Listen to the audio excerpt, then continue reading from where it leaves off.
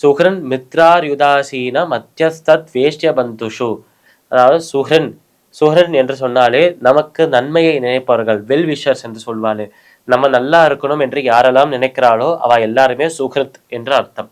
ஆனால் சுஹ்ரன் மித்ரார் யுதாசீன, மித்ரா என்று சொன்னாலே நம்மளோட நண்பர்கள், உதாசீன என்று சொன்னாலே நம்மை வெறுப்பவர்கள் என்று வைத்துக்கொள்ளலாம்.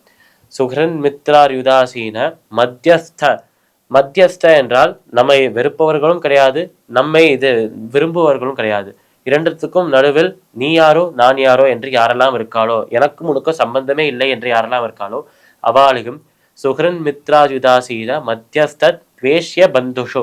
அதாவது நாம் வெறுப்பவர்கள், நாம் யாரெல்லாம் வெறுப்போமோ அவா மற்றும் பந்துஷு நம்மளோட சொந்தக்காரர்கள், நம்மளோட சொந்தங்கள்.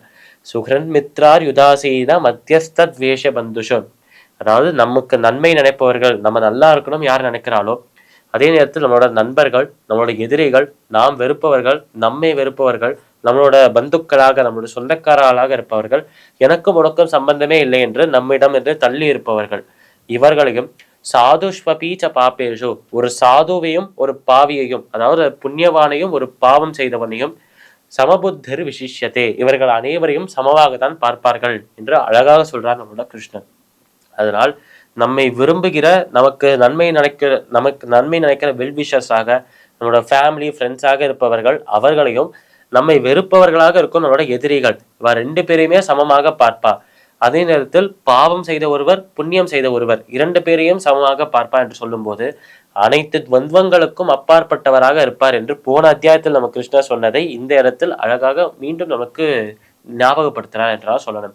அதனால் துவந்தங்களுக்கு அப்பாற்பட்டவராக இருக்கிறார். அதாவது சுகம் துக்கம், லாபம் நஷ்டம், நல்லவர்கள் தீயவர்கள், நம்மளோட நண்பர்கள் எதிரிகள், நமக்கு நன்மை நினைப்பவர்கள், நமக்கு தீமை நினைப்பவர்கள், இந்த மாதிரி பாவம் செய்தவர்கள் புண்ணியம் செய்தவர்கள், இவ எல்லாரையுமே சமமாக தான் பார்ப்பார்கள்.